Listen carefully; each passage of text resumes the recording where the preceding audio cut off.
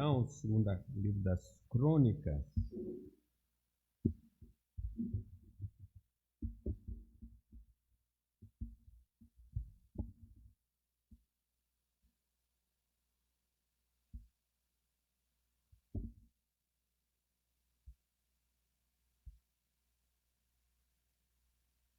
Trinta e cinco é o último avivamento do Reino do Sul.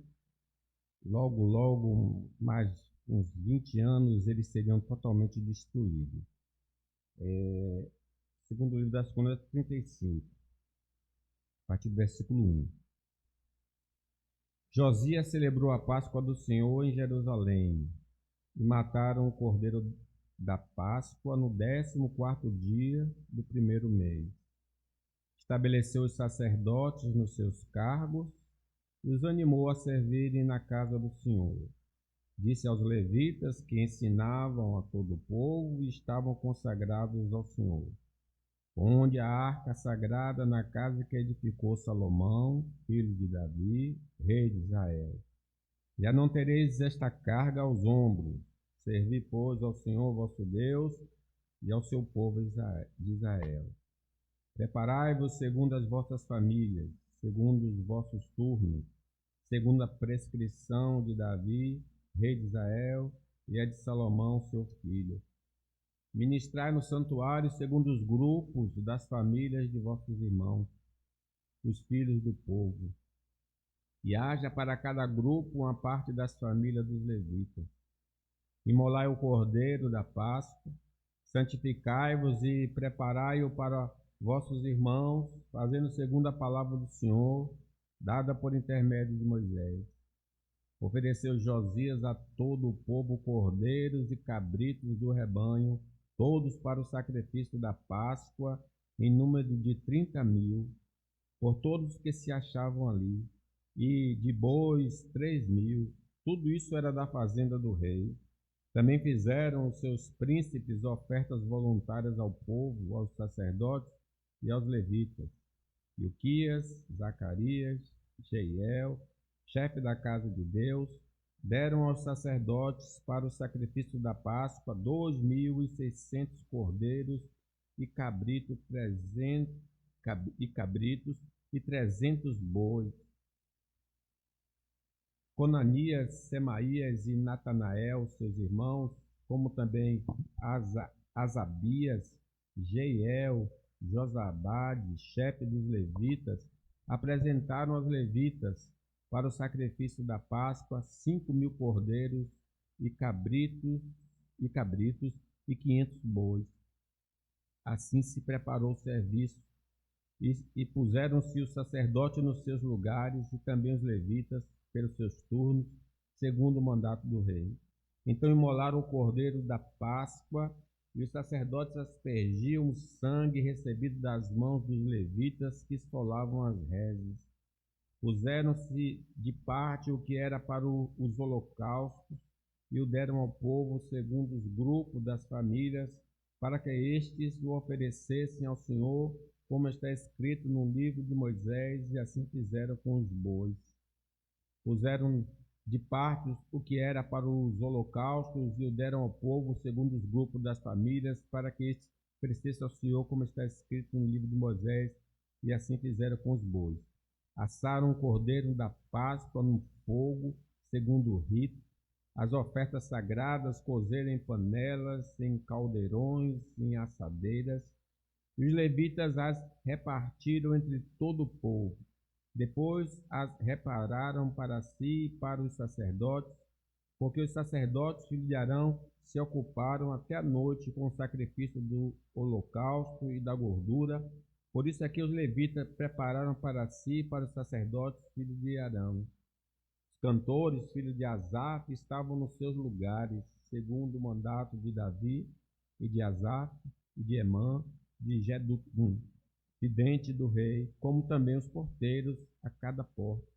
Não necessitaram de se desviarem do seu ministério, porquanto seus irmãos levitas prepararam o necessário para ele.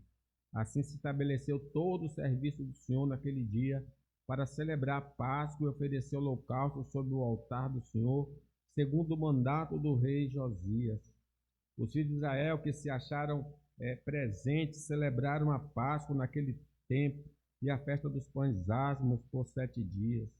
Nunca, pois, se celebrou tal Páscoa em Israel desde o dia do profeta Samuel, e nenhum dos reis de Israel celebrou tal Páscoa como a que celebrou Josias com os sacerdotes e levitas e todo Judá e Israel que se achavam ali, e os habitantes de Jerusalém, no 18º ano do reinado de Josias, se celebrou esta Páscoa. Vejam que tempo, né? No tempo de Samuel, a ele, muito tempo não se tinha celebrado desta maneira. Nós temos muito que celebrar o Senhor. Ele teve misericórdia de nós e por meio de Jesus nos salvou de nossos inimigos e da condenação eterna, da carne, do mundo, do diabo e da perdição. O texto da nossa meditação mostra o povo celebrando a Páscoa judaica, o que significa a libertação do cativeiro. Por isso que tinha essa festa, porque era uma comemoração da libertação.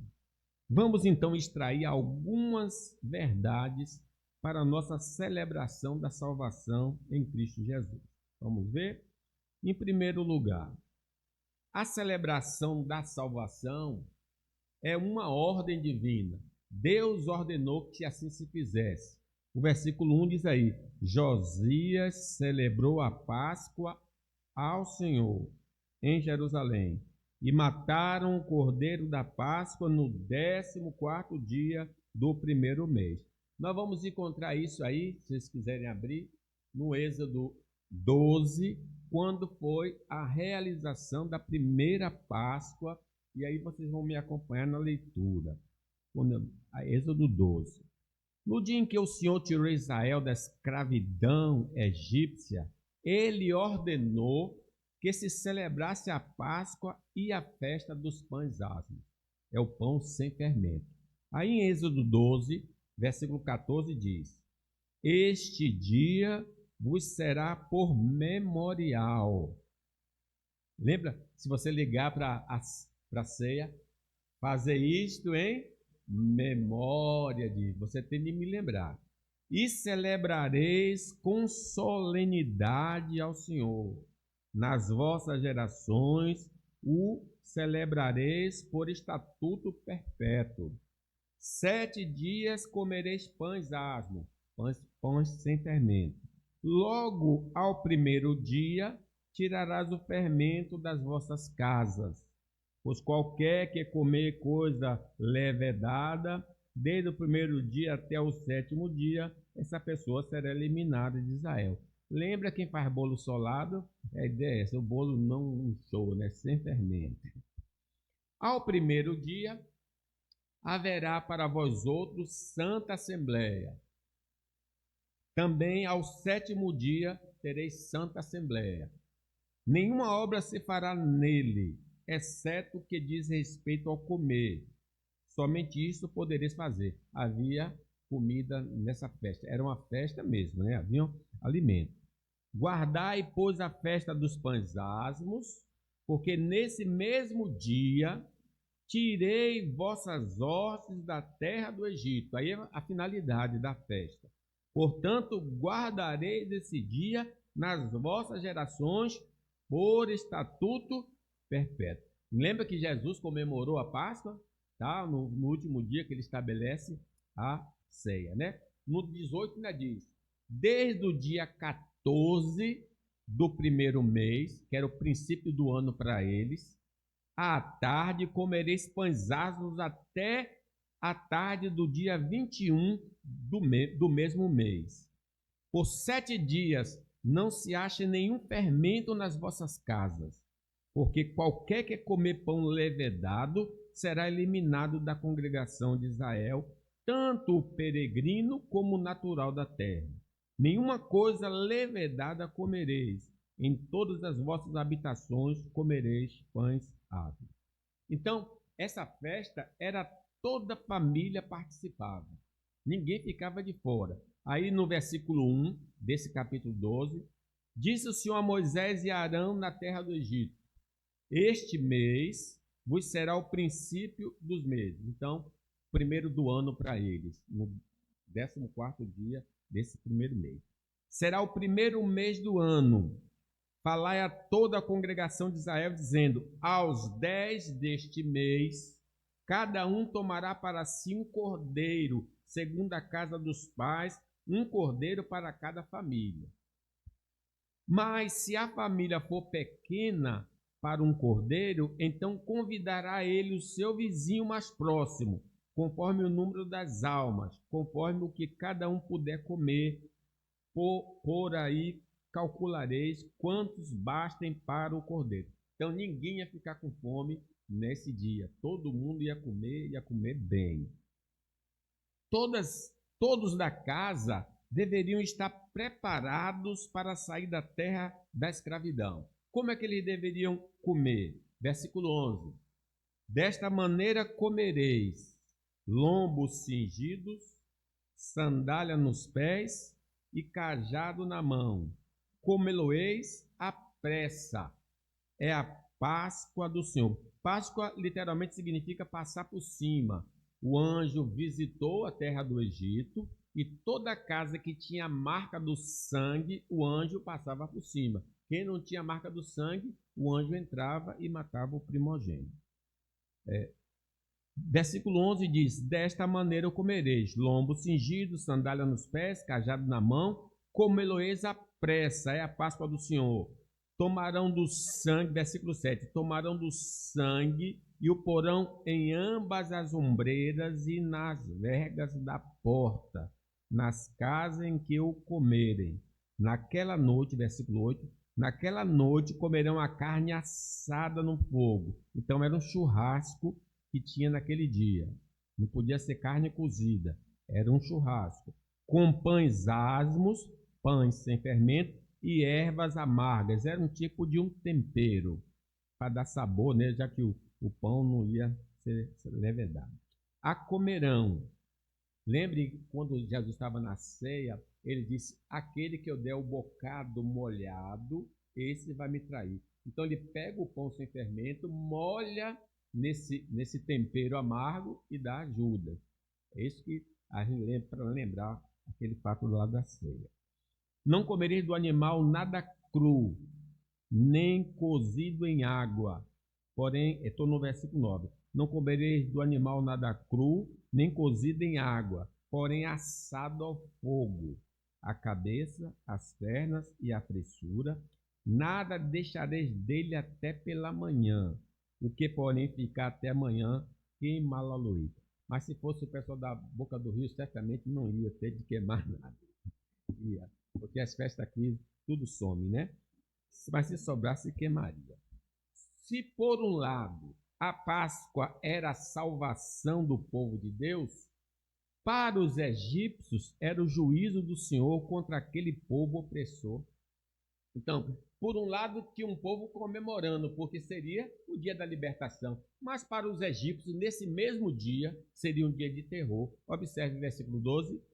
Porque naquela noite passarei pela terra do Egito, ferirei na terra do Egito todos os primogênitos, desde os homens até os animais. Executarei juízo sobre todos os deuses do Egito. Eu sou o Senhor. O sangue vos será por sinal nas casas em que estiverdes. Quando eu vir o sangue, passarei por vós, e não haverá entre vós praga destruidora, porquanto quando eu feri a terra do Egito. No Novo Testamento, lembra? O sangue de Jesus, seu Filho, nos purifica de tudo. Nós precisamos do sangue, o sangue da nova aliança. Lembra-se? Este é o sangue da nova aliança. Para participar futuramente da Páscoa, quer dizer, aqui foi a primeira Páscoa, mas lá no futuro era necessário alguns requisitos. No versículo 41 aí diz, olha, Aconteceu que ao cabo dos 430 anos, neste mesmo dia, todas as hostes do Senhor saíram da terra do Egito. Esta noite se observará o Senhor, porque nela os tirou da terra do Egito. Esta é a noite do Senhor, que devem todos os filhos de Israel comemorar nas suas gerações. Disse mais o Senhor a Moisés e Arão: esta é a ordenança da Páscoa. Aí vem alguns requisitos aqui. Nenhum estrangeiro comerá dela, porém todo escravo comprado por dinheiro, depois de o ter circuncidado, comerá dela. Então, ela precisava ser circuncidado para participar da Páscoa. Na ceia também precisa, ter a profissão de fé e batismo. O estrangeiro e o assalariado não comerão dela. O cordeiro há de ser comido numa só casa. Da sua carne não levareis fora da casa, nem lhe quebrareis osso nenhum. Lembra que Jesus não foi ferido, Ele foi ferido, mas os seus ossos não foram quebrados. Toda a congregação de Israel fará. Porém, se algum estrangeiro se hospedar contigo e quiser celebrar a Páscoa do Senhor, seja-lhe circuncidado todo macho, e então se chegará e observará, e será como natural da terra, mas nenhum incircunciso comerá dela. Vejam que a Páscoa é um símbolo daquilo que vai acontecer no Novo Testamento. Então, eu me refiro agora ao Novo Testamento. No Novo Testamento, a ceia do Senhor é o ritual de comemoração da salvação do Senhor em favor do seu povo. Fazer isso em memória de mim. O Senhor perdoou todos os nossos pecados, nos libertou da escravidão ao diabo, à carne, ao mundo e nos concedeu a vida eterna. Mateus diz assim: enquanto comiam, tomou Jesus o pão e, abençoando, partiu e deu aos seus discípulos, dizendo: tomai e comei, isto é o meu corpo. A seguir, tomou um cálice, tendo dado graças, o deu aos discípulos, dizendo: bebei dele todos, porque isto é o meu sangue, é o sangue da nova aliança, derramado em favor de muitos para o perdão dos pecados. Mesma ligação do sangue. Nas epístolas, nós encontramos expressões de louvor por esta grande salvação. Abra aí comigo 1 de Pedro, e vocês vão ver que Pedro, na primeira epístola dele, ele começa a celebrar a salvação que Deus nos proporcionou. Aí no versículo 3 do capítulo 1 de 1 Pedro, nós podemos até ler juntos até o versículo 4. Veja como ele está bendizendo a Deus, celebrando a Deus. 1 de Pedro 1, capítulo 1, versículo 3 e 4. Lembra? Bendito o Deus e Pai de nosso Senhor Jesus Cristo, que segundo a sua muita misericórdia, nos regenerou para uma viva esperança, mediante a ressurreição de Jesus Cristo dentre os mortos, para uma herança incorruptível, sem mácula, inacessível, reservada nos céus para vós outros, que sois guardados pelo poder de Deus, mediante a fé, para a salvação preparada para revelar-se no último tempo. Então, nenhuma dádiva, irmãos, desta vida que Deus tenha nos dado ou nos dará, pode ser comparada à salvação em Cristo Jesus. Ela é especial, não tem nada que Deus possa me dar hoje que possa ser comparado à salvação. Por meio dela, não iremos para a prisão eterna, mas para o paraíso celestial. Porque Deus amou o mundo de tal maneira que deu seu Filho unigênito, para que todo aquele que nele crê não pereça, mas tenha a vida eterna. A salvação do Senhor nos tirou do status de filhos do diabo, infelizmente, né? Éramos assim, para a honra de sermos chamados filhos de Deus. Diz a palavra de Deus, vamos ver, abra para vocês verem, 1 de João 3, e vocês vão notar aqui que, de fato, nós não éramos filhos de Deus, mas agora nós somos filhos de Deus. 1 de João capítulo 3, versículo 1, diz, vede que grande amor nos tem concedido o Pai, a ponto de sermos chamados filhos de Deus. E de fato somos filhos de Deus. Por essa razão o mundo não nos conhece, porquanto não conheceu a Ele mesmo. Amados, agora somos filhos de Deus, e ainda não se manifestou o que haveremos de ser. Sabemos que quando Ele se manifestar, seremos semelhantes a Ele, porque haveremos de vê-lo como Ele é. E a si mesmo se purifica todo que nele tem esta esperança, assim como Ele é puro. Irmãos, Jesus entre nós, as pessoas dizem, como é que Ele é filho de Deus? Uma pessoa tão simples, um pescador. O povo olha para nós, como é que você é filho de Deus? Porque ainda não se revelou o que haveremos de ser. Um dia Deus vai revelar ao mundo quem nós somos em Cristo Jesus. Por causa da salvação divina, nós recebemos uma nova natureza para podermos andar em novidade de vida. Ele nos, diz Paulo, ele nos salvou mediante o lavar regenerador e renovador do Espírito Santo. A salvação em Cristo Jesus nos possibilitou receber um corpo.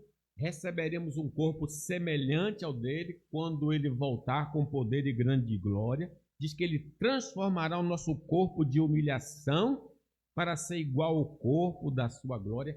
Que promessa maravilhosa nós temos. Existem outros grandes benefícios que a salvação do Senhor nos conferiu, mas esses são suficientes para nos alegrarmos e adornarmos ao Senhor por tão grande salvação. Salmo 103 diz, bendiz, ó minha alma, ao Senhor, e tudo que há em mim, bendiga o seu santo nome. Bendiz, ó minha alma, ao Senhor, e não te esqueças de nenhum só dos seus benefícios. Celebrar, então, a salvação é uma ordem divina do Velho Testamento e do Novo Testamento. Os crentes devem celebrar a salvação. As pessoas não regeneradas celebram por bênçãos terrenas. Agora vai começar a época das festas.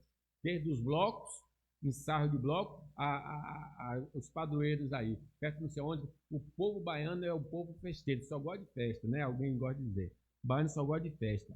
Eles celebram, eles sempre estão rindo, sempre estão com o rosto alegre. Eles ficam radiantes, cantam, dançam, bebem. Mas nós, que também somos contemplados com dádivas desta vida, ainda que em porção menor, mas temos a bênção da salvação divina.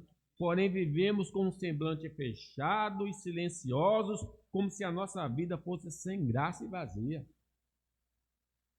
Alegrei-me quando me disseram, vamos à casa. O crente, por si só, devia ser alegre pelo fato de saber quem ele é, o que ele tem em Cristo. Não é isto que o Senhor quer de nós, irmão. Devemos ser como um eunuco salvo pelo Senhor. Teve aquele encontro do eunuco com Filipe. Filipe pregou a ele o evangelho, ele pediu para ser batizado. E Filipe disse, é lícito se crer de todo o coração. E ele, eu creio que Jesus é o Filho de Deus. E Filipe o batizou. Quando saíram da água, o Espírito do Senhor arrebatou a Filipe, não vendo mais o eunuco, e este foi seguindo o seu caminho, cheio de júbilo. Ele foi salvo, gente. Ele encontrou a salvação em Cristo Jesus, ele se alegrou. Assim também o gadareno, que foi liberto de 2.000 demônios, Jesus falou para ele, ele queria seguir Jesus. Jesus, não, vá para sua casa. Diga como Deus teve misericórdia. Ele foi por 10 cidades dizendo o que Jesus tinha feito na vida dele. Nós deveríamos ser um povo que gosta de celebrar o Senhor. Que na nossa saída de casa até o lugar de adoração comunitária, possamos irradiar alegria para contagiar outros pelo caminho, porque Ele nos escolheu antes da fundação do mundo para fazermos parte da sua família e morarmos no novo céu, na nova terra. É uma alegria que deve contagiar o nosso coração. Lembra que Davi, quando estava no pecado, ele disse: restitui-me a alegria da tua salvação. Mas, se ainda não somos salvos, não temos como nos alegrar.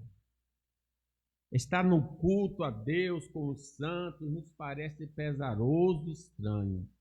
Não conseguiremos entender como as pessoas gostam de orar, de cantar, de ofertar, de participar da ceia, porque tudo isso não faz sentido.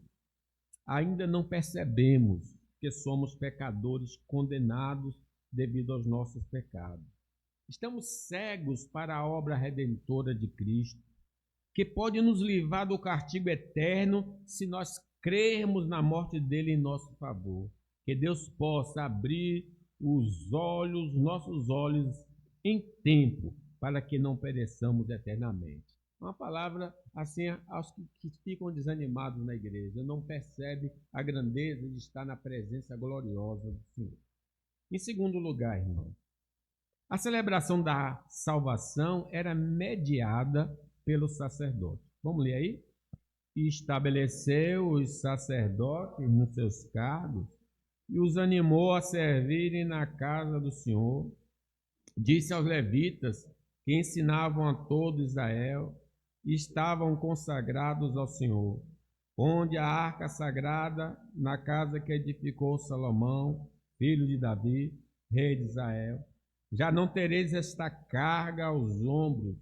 Servi, pois, ao Senhor vosso Deus e ao seu povo de Israel.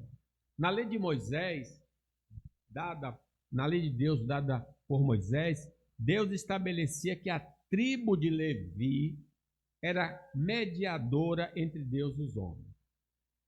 Os homens daqueles dias não podiam ir direto a Deus. Eles precisavam de um mediador. E esse mediador vinha da tribo de Levi. Para adorar a Deus, os israelitas necessitariam de um sacerdote autorizado. Dos filhos de Levi, para este ministério, foi designado Arão e seus descendentes. E os levitas, os demais levitas, os demais irmãos de Arão, no primeiro momento, carregavam a tenda móvel lá no deserto. E com a construção do templo, tornaram-se porteiros, cantores, tocadores, segurança, professores da lei e auxiliares do sacerdote. Veja aí, versículo 2 diz: estabeleceu os sacerdotes nos seus cargos e os animou a servirem na casa do Senhor. Então o sacerdote é que oferecia o sacrifício e ia perante Deus. E o levita, versículo 3, disse aos levitas que ensinavam a todo o povo e estavam consagrados ao Senhor. Onde a arca? Ele está lembrando, porque a arca já tinha sido colocada dentro do templo. Ele está lembrando, a arca já foi colocada no templo, vocês não têm mais obrigação de carregar. Vocês agora vão ensinar, vão tomar conta do templo, etc. Os judeus, irmãos, não podiam adorar a Deus sem o mediador. Uma vez que eram pecadores, necessitavam de um representante diante de Deus. Apesar dos sacerdotes serem pecadores, eles ofereciam a oferta pelos seus próprios pecados e então estavam aptos para interceder pelo povo. Esses sacerdotes, representavam Cristo, que viria, o verdadeiro mediador entre Deus e os homens. Vamos ver aí Hebreus 7, 20, vai nos ensinar que, de fato, os sacerdotes, como eram imperfeitos no Velho Testamento, estavam esperando o verdadeiro sacerdote. O 7:20 diz assim: e visto que não é sem prestar juramento, porque aqueles sem juramento são feitos sacerdotes. Quer dizer, os filhos de Levi já eram sacerdotes automaticamente, sem precisar jurar. Se era da família de Levi, em especial da família de Arão, ele já nasceu para ser sacerdote, né? Mas este, se referindo a Jesus, mas este com juramento por aquele que ele diz: o Senhor jurou e não se arrependerá. Tu és sacerdote para sempre. Por isso mesmo, Jesus se tem tornado fiador de superior aliança. Ora, aqueles são feitos sacerdotes em maior número porque são impedidos pela morte de continuar. Este, no entanto, porque continua para sempre, tem o seu sacerdócio imutável. Por isso, também pode salvar totalmente os que por ele se chegam a Deus, vivendo sempre para interceder por eles. Porque aonde que Jesus está agora? À direita do Pai, intercedendo por nós.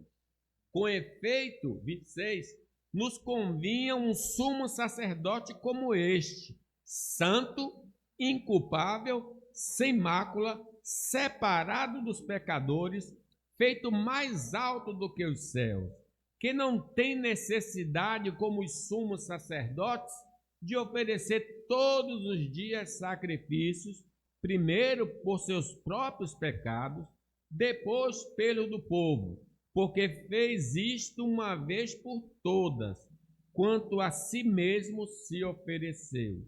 Porque a lei constituiu sumos sacerdotes a homens sujeitos à fraqueza. Mas a palavra do juramento, que foi posterior à lei, constituiu o Filho perfeito para sempre. Então Jesus era ao mesmo tempo o sacerdote e a oferta. Ele ocupou o lugar do cordeiro e ele ocupou o lugar do sacerdote. E agora então nós temos um sumo sacerdote pedindo sempre por nós. Ah, pastor Paulo, pastor Cândido esqueceu de orar por mim. Jesus não. Jesus está orando todo dia por você. Como ele fez com Pedro, não os deixe cair em tentação. Eu orei por você, Pedro, para que a sua fé não desfaleça. Em nossos dias, só existe um sumo sacerdote, ou um sacerdote. É Jesus. Só temos um mediador entre Deus e o homem. É Jesus. Porquanto há um só mediador, porquanto há um só Deus e um só mediador entre Deus e os homens, Cristo Jesus, homem, o qual a si mesmo se deu em resgate por todos, testemunho que se deve prestar em tempos oportunos. Então, os presbíteros são mediadores? Os pastores são mediadores? Os diáconos? Não. A liderança que Deus instituiu na igreja atual, nós não somos sacerdotes, não somos mediadores, nós somos auxiliares de Jesus. Quem faz o papel é Jesus. Vamos abrir aí? 1 de Pedro, e a gente vai ver que os presbíteros, também os diáconos, presbíteros, pastores são a mesma coisa. Eles não são sacerdotes atuais, não são mediadores. Mediador é Jesus somente. Por isso que você pode orar em nome de Jesus e o Pai atende. Vamos ver aí, 1 de Pedro 5:1. Vamos ler? Rogo, pois, aos presbíteros que há entre vós, eu, presbítero com eles, e testemunhas do sofrimento de Cristo, e ainda co-participante da glória que há de ser revelada, pastoreai o rebanho de Deus que há entre vós, não por constrangimento, mas espontaneamente, como Deus quer, nem por sorte da ganância, mas de boa vontade, nem como dominadores dos que vos foram confiados, antes tornando-vos modelo do rebanho.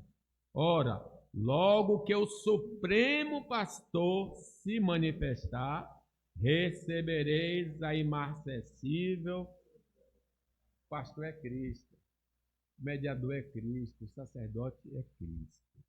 Todo cristão pode ir à presença de Deus por meio de Jesus.